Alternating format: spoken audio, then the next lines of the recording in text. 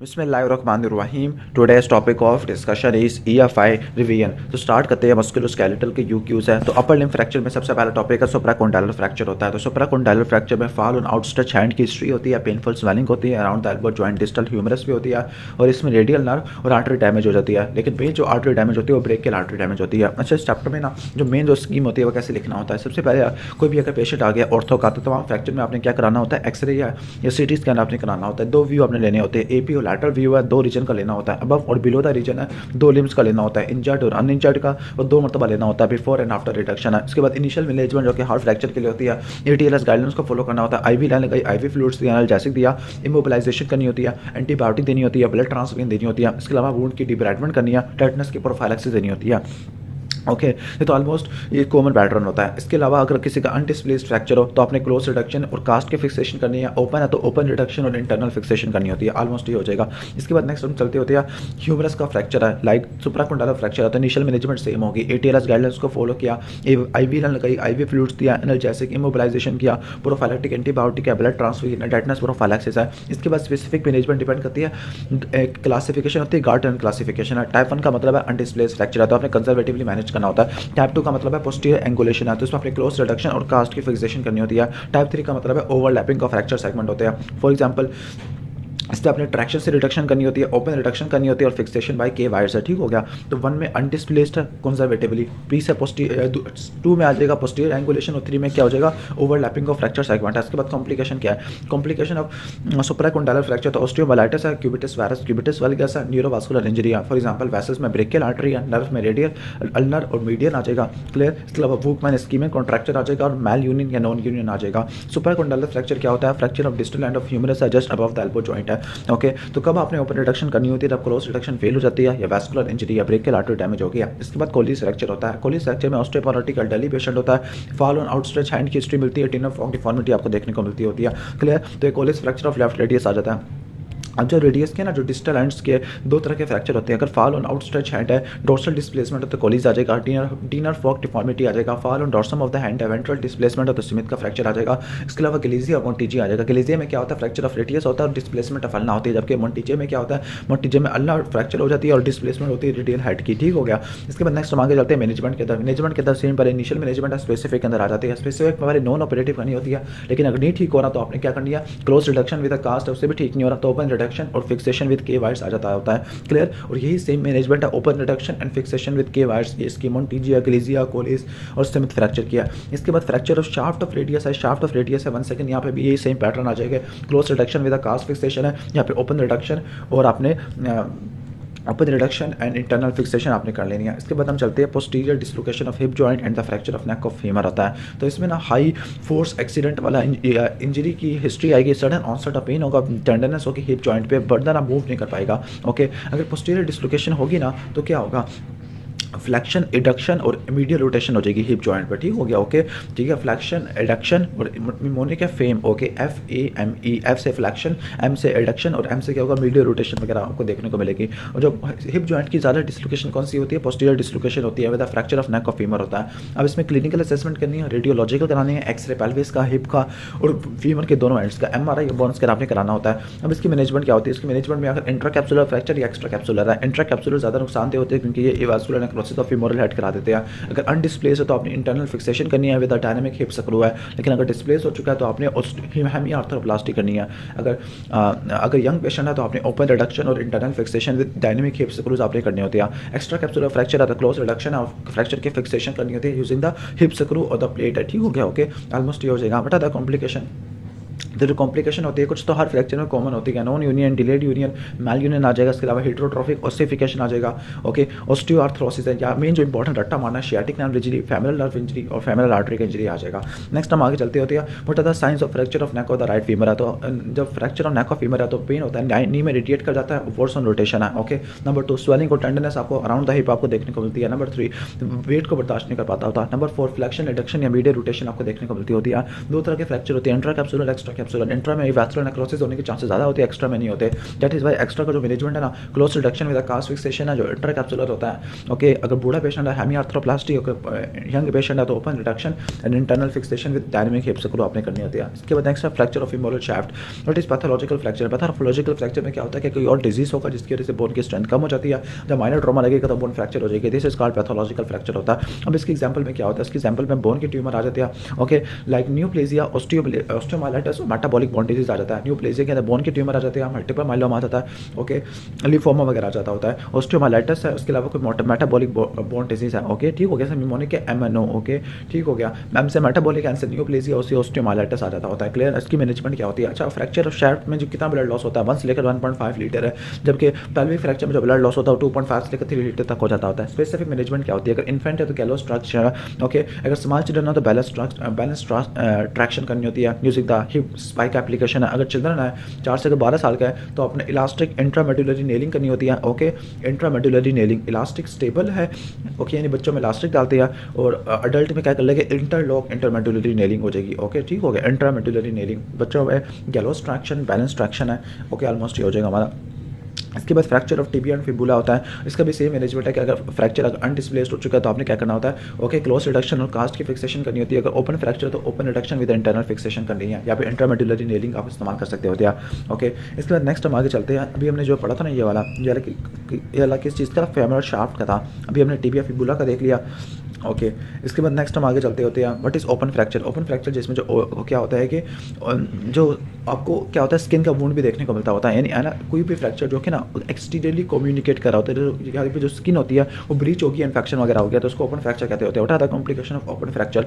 तो open fracture में क्या होता है? ऑस्टियोमाइलाइटिस हो सकता है, नॉन यूरियन मैल यूरियन या डिलेड यूरियन हो सकती है, वास्कुलर इंजरी हो सकती है, ऑस्टियोमाइलाइटिस हो सकता है, और फुट ड्रॉप आपको देखने को मिल सकता है डिपेंडिंग अपॉन नर्व कौन सी डैमेज हुई है। इसके बाद पेल्विक फ्रैक्चर है। पेल्विक फ्रैक्चर में ऑलरेडी बता चुको, ओके। पेल्विक फ्रैक्चर में ब्लड बहुत ज़्यादा लॉस होता है, हेमरेजिक शॉक या न्यूरोजेनिक शॉक आपको देखने को मिलता होता है। ब्लड कितना लॉस होता है? 2.5 से लेकर 3 लीटर तक होता है। एसोसिएटेड इंजरी जो कि पेल्विस में हो सकती है, यूरिथ्रा इंजरी होती है, यूरिनरी ब्लैडर की इंजरी होती है, टेस्टिकुलर इंजरी होती है, शियाटिक नर्व की इंजरी और injury to the anal sphincter आपको देखने को मिलती होती है, ओके।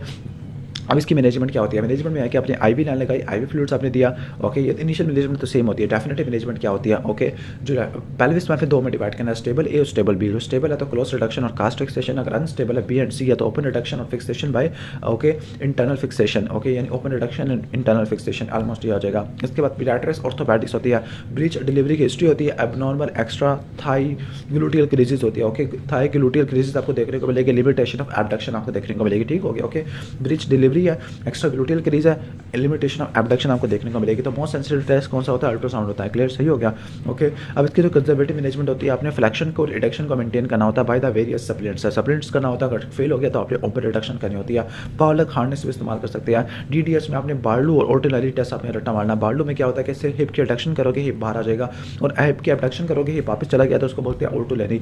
इसके बाद ऑस्टियोसार्कोमा आता है। ऑस्टियोसार्कोमा के अंदर मोस्टली ना डिस्टल फीमर को इन्वॉल्व करता है, ओके, ठीक हो गया, ओके। डिस्टल फीमर या प्रॉक्सिमल टिबिया वाला एरिया को इन्वॉल्व करता था ऑस्टियोसार्कोमा, ओके, ठीक हो गया। और इसमें जो मेन ट्रीटमेंट होता है ना वो क्या करते होते हैं? न्यू एडजमेंट कीमोथेरेपी करते होते हैं, लिम्ब की एम्पुटेशन या वैन लीसन रोटेशन प्लास्टिक करते हैं, या एक्सीजन करते हैं, बोन का ग्राफ्ट ले लेते होते हैं। अब यहाँ पे 3 तरह के कैंसर आना शुरू हो गया, ओके, ठीक है। अच्छा, मेल्स में ना प्रोस्टेट का कैंसर, फीमेल में ब्रेस्ट का कैंसर, ये लंबा वर्टिब्रा में पहुंच जाता होता है। अब है sides of different bone cancer है। फॉर एग्जाम्पल जो ऑस्टियोसार्कोमा होता है ये कहाँ पे होता है? मेटाफिसिस ऑफ बोन्स में आपको देखने को मिलता है, ओके। लाइक जो होता है ना आपका कहने का मतलब है कि जो एपिफाइसिस होता है वो जॉइंट सेल होता है, जो आपका मेटाफाइसिस होता है ऑस्टियोसार्कोमा होता है, और जो आपका डायफिसिस होता है एविंग सार्कोमा होता है। क्लियर? सही हो गया। ऑस्टियोसार्कोमा जॉइंट सेल में आपको कौन सी होती है? सो बबल अपीयरेंस होती है। ऑस्टियोसार्कोमा में सनबर्स्ट अपीयरेंस होती है।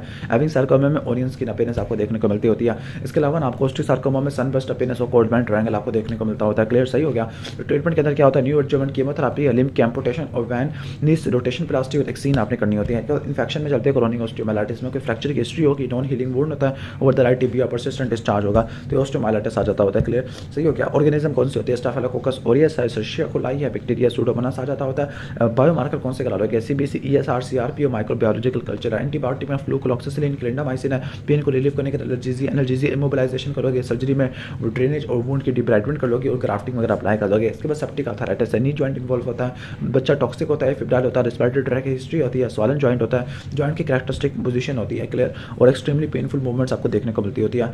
अब इसमें जो इन्वेस्टिगेशन और चॉइस होती है, जॉइंट फ्लूइड का कल्चर होता है। वन सेकंड आपको स्टाफिलोकोकस ऑरियस मिलेगा, जॉइंट फ्लूइड की मैक्रोस्कोपी करा सकते हो, टर्बिट या ब्लड स्ट्रीम लेवल फ्लूइड मिलता होता है, सीरियल मेजरमेंट्स कर लोगे, सीबीसी, ईएसआर, सीआरपी के ट्रीटमेंट के अंदर क्या होता है, ये भी सर्जिकल इमरजेंसी होता है। तो ओके, तो आपने क्या करना होता है, एंटीबायोटिक में फ्लो क्लॉक्सिसिन सर्जरी के अंदर आपने ड्रेनेज करनी होती है, ओपन वॉश आउट ड्रेनेज करनी होती है, आईवी एनाल्जेसिक देना होता है आपने, ठीक हो गया।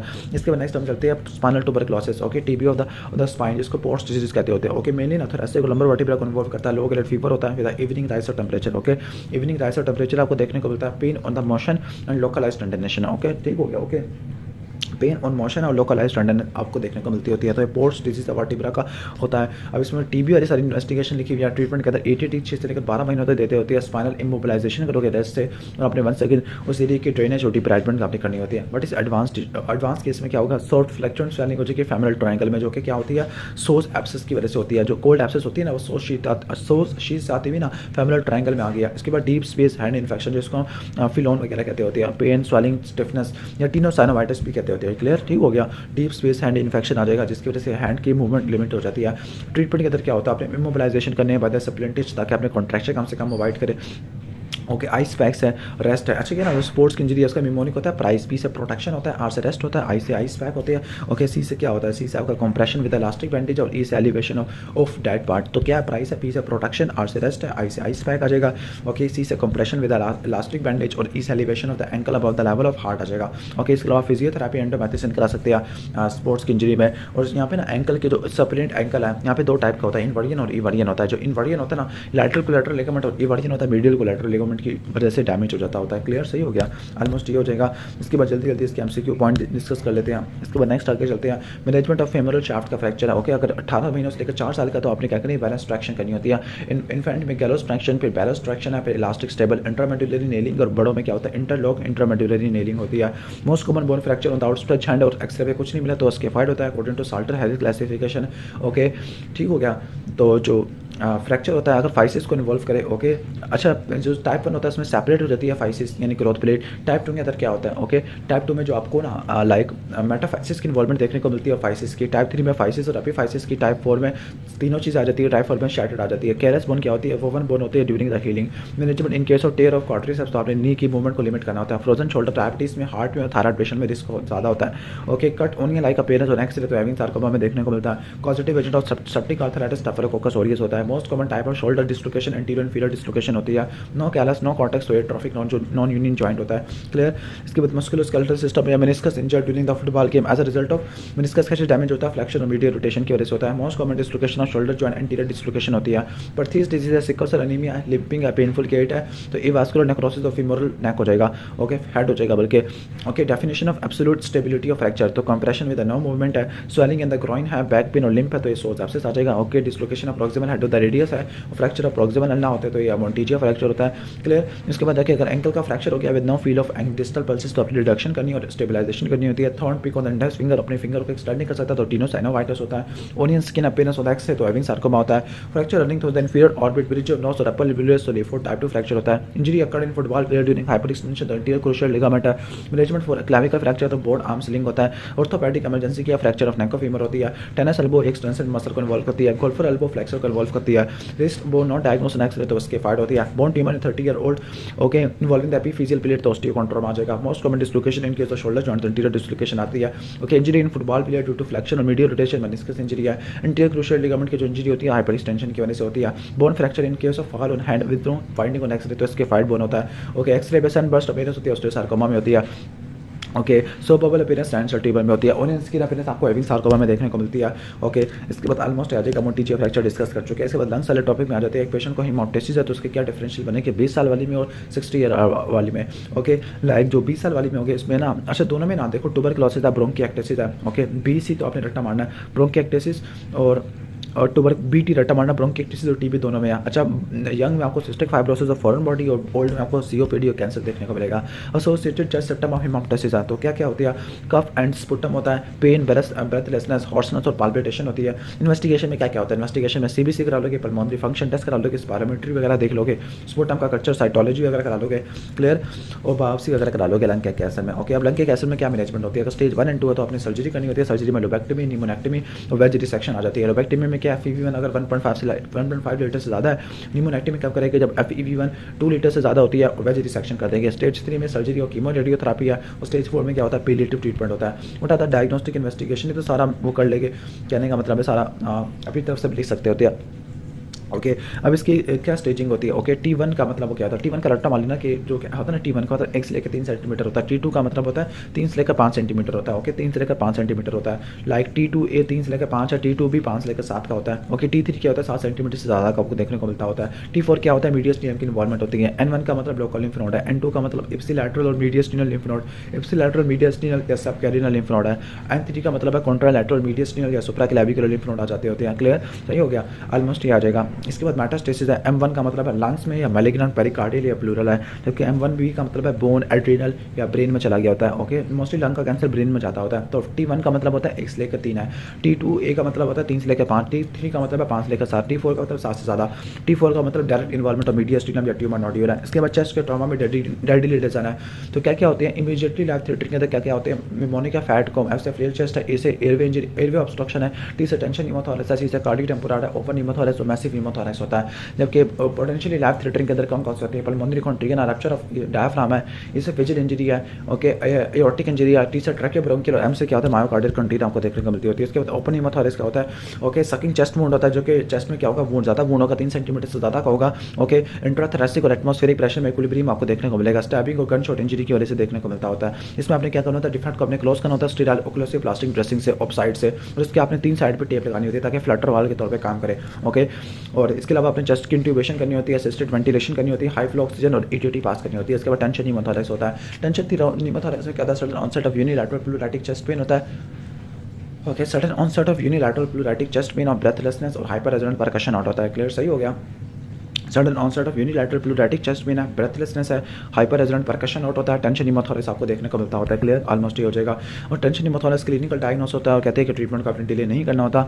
ओके अब इसका ट्रीटमेंट क्या होता है टेंशन नीमोथोरेक्स का। टेंशन नीमोथोरेक्स का मैनेजमेंट है कि आपने सेकंड इंटरकोस्टल स्पेस में थ्रेकोसेंटेसिस करनी होती है मेडिक्लाविकुलर लाइन में, और जो मेन डेफिनेटिव ट्रीटमेंट क्या होता है, इंट्रा चेस्ट ट्यूब इंट्यूबेशन करनी है, इंटरवार्टल सी से जोड़ देनी है 5th इंटरकोस्टल स्पेस में मिड एक्सिलरी लाइन के अंदर। क्लियर, ठीक है। क्वेश्चन नंबर 2 के अंदर आ जाती है, क्वेश्चन नंबर 2 में आ जाती है कुछ भी नहीं खास करनी है। ओके अच्छा टेंशन नीमोथोरेक्स में ना कार्डिक आउटपुट कम हो जाती है, ऑब्स्ट्रक्टिव शॉक हो जाता है। ट्रायंगल ऑफ सेफ्टी की क्या बाउंड्री होती है, एंटीरियरली क्या होता है कि पैक्ट मेजर होता है, पोस्टीरियरली क्या होता है कि लैटिसियस डोर्साई, और 5th रिब आपको देखने को मिलती होती है द लेवल ऑफ निप्पल है। क्लियर, ऑलमोस्ट ये हो जाएगा। इसके बाद में जल्दी जल्दी चलते होते हैं। टेंशन नीमोथोरेक्स और कार्डिक टेम्पोराड में क्या फर्क होता है। अगर किसी पेशेंट को ना JVP बढ़ गई है, ब्लड प्रेशर कम हो गया है, और साथ में अगर ब्रेथ साउंड कम हो गया तो वो टेंशन नीमोथोरेक्स है, और अगर कार्डिक साउंड कम हो गया तो मफल्ड हार्ट साउंड है तो क्या होती है, कार्डिक टेम्पोराड होता है। इसके अलावा टेंशन नीमोथोरेक्स में मीडियस सिग्नल की शिफ्टिंग आपको देखने को मिलती है, हाइपर रेजोनेंट परकशन आउट आपको देखने को मिलता होता है। क्लियर, रिस्पिरेटरी डिस्ट्रेस आपको देखने को मिलता होता है। जो नीमोथोरेक्स होता है कितने टाइप का होता है, स्पॉन्टेनियस होता है, ट्रॉमेटिक होता है, टेंशन होता है। जो स्पॉन्टेनियस होता है प्राइमरी या सेकेंडरी हो सकता है, ट्रॉमेटिक हो सकता है, टेंशन नीमोथोरेक्स हो सकता है। Clear, lung condition to be differentiated, तो बिग पल्मोनरी कैविटी और जॉइंट बुल्ला को अपने डिफरेंशिएट करना होता है नीमोथोरेक्स से। ठीक हो गया, बुल्ला या बिग पल्मोनरी कैविटी है। इसके बाद नेक्स्ट हम आगे चलते होते हैं हीमोथोरेक्स। हीमोथोरेक्स में क्या होता है, sudden onset of unilateral pleuritic chest pain होता है, ब्रेथलेसनेस आपको देखने को मिलती होती है, डल परकशन आउट और हाइपोवोलेमिक शॉक के फीचर मिलेंगे, JVP कोलैप्स हो जाती है। Most common cause of haemothorax क्या होता है, ट्रॉमा की वजह से आपको देखने को मिलता होता है। ओके पैराडॉक्सिकल ब्रीदिंग क्या होती है, पैराडॉक्सिकल ब्रीदिंग तो आपको फ्लेल चेस्ट में देखने को मिलती होती है। ओके इसका मतलब है कि अगर 3 या 3 से ज़्यादा रिब्स 2 या 2 से ज़्यादा जगह से टूट चुकी है तो इसकी वजह से फ्लेल चेस्ट होता है। फ्लेल चेस्ट में जो होता है ना फ्लेल सेगमेंट ऑफ चेस्ट होता है, ये ना इंस्पायरेशन में बाहर की तरफ अंदर मूव करेगा और एक्सपायरेशन में अंदर की तरफ मूव करेगा। ठीक हो गया। ओके मैनेजमेंट के अंदर आ जाती है फॉर हीमोथोरेक्स। हीमोथोरेक्स में अपने 1 सेकंड क्या करना है, एक्सरे कराना एक्सपायरेशन के अंदर। ओके नीडल एस्पिरेशन करना, प्लूरल फ्लूइड का CT स्कैन कर लेंगे। हीमोथोरेक्स में कहते हैं supine position with the horizontal x ray, decubitus position ज़्यादा अच्छी होती है क्योंकि इससे जो 400-500 ml होता है ना वो जो डायफ्राम से छुप जाता है वो आपको नजर आ जाता है। ओके सुपाइन पोजीशन आपने रखना होता है। ट्रीटमेंट के अंदर क्या होता है, चेस्ट ट्यूब इंट्यूबेशन करनी है, फिर इंटरकोस्टल स्पेस में मिड एक्सिलरी लाइन के अंदर, और जो ट्यूब है आपने उसको एपिकल डायरेक्शन में रखना होता है। उसके अलावा थेराकोटमी आपने करनी होती है। क्लियर, ठीक हो गया। ओके थेराकोटमी की क्या इंडिकेशन होती है, अगर कार्डिक आउटपुट 1500 से ज़्यादा की आगे चेस्ट ट्यूब में, या 200 से लेकर 300 की, या 3 से 4 घंटों में, या क्लॉटेड हीमोथोरेक्स है, या फिर 100 से ज़्यादा आ गया, ठीक हो गया, या 150 तक आ गया 1 घंटे के अंदर, ऑलमोस्ट ये हो जाएगा आपका। ओके, इसके बाद चलते हैं कार्डिक टेम्पोराटा। कार्डिक टेम्पोराट में बैक स्ट्राइड होता है, जेबी बढ़ जाती है, मफल्ड हार्ट साउंड होती है, हाइपोटेंशन होता है, पल्सेस पैराडॉक्सिस देखने को मिलता है, शॉक के फीचर आपको देखने को मिलते होते हैं। इमीडिएट मैनेजमेंट क्या होता है, इमरजेंसी पेरिकार्डियोसेंटेसिस करेगी, ईसीजी कंट्रोलर। डेफिनेटिव ट्रीटमेंट क्या होता है, ओके, इमरजेंसी थेराकोटमी और स्टेनोटमी फॉलोड बाय पेरिकार्डियोटमी। ठीक हो गया, ऑलमोस्ट ये हो जाएगा। What is investigation of choice, जो मोस्ट रिलायबल होती है ई फास्ट अल्ट्रासाउंड होती है, लेकिन इन्वेस्टिगेशन ऑफ चॉइस इकोकार्डियोग्राफी होती है कार्डिक टेम्पोराट के लिए। इकोकार्डियोग्राफी को जगह पे भी आएगा, एओर्टिक डायसेक्शन में अगर अनस्टेबल पेशेंट है, अगर स्टेबल है तो सीटी एंजियोग्राफी वगैरह करा लोगे। ओके, इसके बाद फ्लेल चेस्ट पे आ जाते हैं। फ्लेल चेस्ट में क्या होता है, 3 या 3 से ज़्यादा रिब्स 2 या 2 से ज़्यादा जगह से टूट जाती होती है। इंजरी टू द चेस्ट होती है, पैराडॉक्सिकल ब्रीदिंग होती है, सेगमेंट ऑफ चेस्ट होता है, इनवर्ड मूव करता है ड्यूरिंग इंस्पायरेशन और एक्सपायरेशन में बाहर की तरफ मूव कर जाता होता है। क्लियर, सही हो गया। और पैराडॉक्सिकल ब्रीदिंग करा देता होता है। अब इसकी मैनेजमेंट क्या होता है, इनिशियली तो रिससिटेट करना होता है, क्लिनिकल डायग्नोस होता है। अगर छोटा सेगमेंट है, एनाल्जेसिया फिजियोथेरेपी ऑक्सीजन देनी है, और अगर बड़ा सेगमेंट होता है इंटरमीडिएट पॉजिटिव प्रेशर वेंटिलेशन देनी होती है। क्लियर, सही हो गया, ऑलमोस्ट ये हो जाएगा। अब इन्वेस्टिगेशन चॉइस क्या होती है, चेस्ट एक्सरे करा लोगे, लेकिन जो मेन है वो कॉन्ट्रास्ट इनासिटी स्कैन है, 3D रिकंस्ट्रक्शन ऑफ चेस्ट होती है। The indication of elective mechanical ventilation. Elective mechanical ventilation कब करते हैं, जब एनाल्जेसिया ऑक्सीजन फिजियोथेरेपी फेल हो गई है, एपनिया हो रहा है, रेस्पिरेटरी फेलियर हो रहा है, या इंपेंडिंग रेस्पिरेटरी फेलियर हो रहा है। इसके बाद नेक्स्ट आगे चलती है chest tube intubation. Chest tube intubation के स्टेप्स क्या होते हैं इंसर्शन के। ओके, सबसे पहले तो आपने चार्ट्स लेकर चेन इंटरकोस्टल स्पेस को आपने ढूंढना होता है, जो कि ट्रायंगल ऑफ सेफ्टी में पड़ी होती है। नंबर 2 लोकल एनेस्थीसिया दिया आपने। नंबर 3 आपने ना शार्प डाइसेक्शन की स्किन को कट किया। नंबर 3 आपने ब्लंट डाइसेक्शन की सेराटस एंटीरियर और इंटरकोस्टल मसल के थ्रू किया। फिर आपने ओब्लिक ट्राई किया ताकि एयर की एंट्री कम से कम हो। फिर आपने क्या किया, जो ड्रेन उसको आपने अपेक्स ऑफ द लंग पे लगा देनी होती है। फिर आपने क्या करना है, स्टिच लगा देना, उसको सिक्योर कर देना होता है ताकि अपनी जगह से हिल ना दे। ओके, फिर आपने वर्टिकल मैटर स्विच लगा देना वुंड की क्लोजर रख के, फिर आपने ड्रेन को इंटर वाटर स्विच से जोड़ देना होता है ताकि वन वे वाल का काम करेगा, और आपने कन्फर्म कर लेना चेस्ट एक्सरे। इसके बाद थेराकोटमी की क्या पोजीशंस होती है। नंबर 1 लैटरल पोजीशन में विद अफेक्टेड साइड आप, तो ये वाले तो रट्टा मार लेना, यानी पहले लैटरल पोजीशन में लेटाया, जो अफेक्टेड साइड आप थी। नंबर 2 जो आपने क्या किया, लोअर लेग को फ्लेक्स किया at the hip and the knee. Okay, जो फ्लेक्स को हिप और नी जॉइंट पे आपने फ्लेक्स किया, कैसे करोगे आप, लेग्स दोनों लेग्स के दरमियान में पिलो दे दोगे। ठीक हो गया। इसके बाद आपने टेबल सपोर्ट देनी और एडिशनल हिप की सपोर्ट देनी होती है। फिर आपने हिप्स को ना ब्रेक पॉइंट से नीचे रखना होता है। इसके बाद आपने आर्म्स को सपोर्ट किया by the bracket in a position of 90 flexion, और आपने क्या किया, ओके, फ्लेक्स किया। और ये छोड़ो बेकार चीज़ है, फ्लेक्स इन पोजीशन लोअर आपने हेड है, सब चीज़ों को खराब कर रहे हैं। दोबारा बता दूं, लैटरल पोजीशन है। नंबर 2 लोअर लेग को आपने फ्लेक्स किया हिप और नी के ऊपर। नंबर 3 आपने टेबल सपोर्ट प्रोवाइड की। नंबर 4 हिप को आपने सपोर्ट किया, फिर आपने अपर आर्म को सपोर्ट किया 90 डिग्री का फ्लेक्शन से, फिर आपने लोअर आर्म को फ्लेक्स किया नियर द हेड है। What are the indication of urgent thoracotomy, तो इंटरनल कार्डिक मसाज के लिए कर सकते हैं, control of haemorrhage from the injury to the heart lung है। इंटरनल कार्डिक मसाज हो गया एयर मैसिव एयर लीक के लिए, या थोरेसिक एयोर्टा की क्लैंपिंग के लिए करते होते हैं ताकि ब्लड सप्लाई कम हो जाए। इसके बाद पाइमाथोरेसिस है, इसमें आपको पल्मोनरी या बोन इन्फेक्शन की हिस्ट्री होती है। हिस्ट्री और चेस्ट ट्रॉमा हो सकता है, चेस्ट में पेन टेंडरनेस फीवर होता है, डल परकशन आउट होता है, डिक्रीज चेस्ट मूवमेंट आपको देखने को मिलती होती है। तो पाइमा में क्या इन्वेस्टिगेशन करा लोगे, जो मेरी इन्वेस्टिगेशन है डायग्नोस्टिक एस्पिरेशन है, बस की कल्चर करा लोगे, AFP के स्टेनिंग वगैरह करा लोगे। ट्रीटमेंट के अंदर क्या होता है, इमीडिएट ट्रीटमेंट के अंदर एंटीबायोटिक ATT एस्पिरेशन होती है। सर्जरी के अंदर क्या होता है, सर्जरी के अंदर हम थिक एंड प्लूरल सैक के डिकॉर्टिकेशन कर देंगे। कैसे करेंगे, थेराकोटमी से डिकॉर्टिकेशन ऑफ प्लूरल सैक या थेराकोटमी, या फिर लोबेक्टमी कर देंगे या निमोनेक्टमी कर देंगे, लंग्स वगैरह को निकाल देंगे पाइमाथोरेसिस में। ओके, नेक्स्ट हम आगे चलते हैं, इसके MCQ पॉइंट डिस्कस कर लेते हैं। Management in case of tension haemothorax है, तो आपने वाइट बोर्ड नीडल डालनी है सेकंड इंटरकोस्टल स्पेस में। अगर 1500 से ज़्यादा का ब्लड आ गया तो थेराकोटमी करनी है। कार्डिक टेम्पोराट पे ट्रीटमेंट क्या होता है, इनिशियली इमरजेंसी में पेरिकार्डियोसेप्टिसिस होता है अंडर द ECG, लेकिन फाइनली क्या होता है, थेराकोटमी या स्टेनोटमी फॉलोड बाय पेरिकार्डियोटमी होता है। स्मोकिंग की वजह से टाइम कैंसर 85 to 95% होता है। क्लबिंग आपको ब्रोंकोजेनिक कैंसर में देखने को मिलती है। चेस्ट ट्यूब आपने जानी है 5th इंटरकोस्टल स्पेस में, ट्रायंगुलर सेफ्टी में होती है। ओके, मिड एक्सिलरी लाइन के अंदर होती है। Emergency treatment of cardiac tamponade needle aspiration करनी होती है। Life threatening condition after the road traffic accident, तो पल्मोनरी कंटीन हो जाती है। Okay, treatment of the patient of the trauma with pneumothorax. Okay, pneumothorax वाला कोई पेशेंट आ गया, ओके, ट्रॉमा इसको, ओके, तो उसकी क्या मैनेजमेंट होती है। ओके, लाइक आपने जो ओपन हीमोथोरेक्स वो अपने 3 साइडेड वुंड ड्रेसिंग करनी होती है। 3 साइडेड वुंड ड्रेसिंग करनी है, फ्लटर वाल के तौर पे काम करेगा, और ओक्लूसिव आपने ड्रेसिंग करनी होती है। क्लियर। इसके बाद नेक्स्ट हम आगे आ जाते हैं। ओके, नेक्स्ट है स्मोकर सिंस 20 ईयर, उसको हॉर्नर सिंड्रोम हो गया तो पेनकोस ट्यूमर होता है। ओके, इंडिकेशन ऑफ थेराकोटमी, अगर 2 से ज़्यादा ब्लड आ गया 3 से लेकर 4 घंटों में इस केस में आपने करनी होती है। अगर चीज़ी मटीरियल चेस्ट वाल से निकाल रहा है तो आपने PCR ट्यूबरक्लोसिस कराना होता है। कोई पाइमाथोरेसिस तो नहीं है। मफल्ड हार्ट साउंड कार्डिक टेम्पोराट में होती है। ट्यूमर ऑफ लंग है presenting with Horner syndrome. Okay, Horner syndrome के साथ प्रेजेंट कर रहा है तो पेनकोस ट्यूमर होता है। क्लबिंग होती है 85 to 95%। स्मोकिंग की वजह से होता है। Most common tumour of anterior medium thymoma होता है। Clear. Initial step in the management of unilateral absent breast sound है after the road traffic accident, तो टेंशन हीमोथोरस होता है। थ्रैकोसेंटेसिस नीडल डिकम्प्रेशन करोगे। सेकंड इंटरकोस्टल स्पेस में main treatment क्या होता है, chest intubation. 5th intercostal space में anterior to the mid axillary line है। उसके बाद unilateral absent breast sound with dull percussion और तो हीमोथोरैक्स में होता है परकशन और क्या होता है नीमोथोरैक्स में हाइपर रेजोनेंट होता है।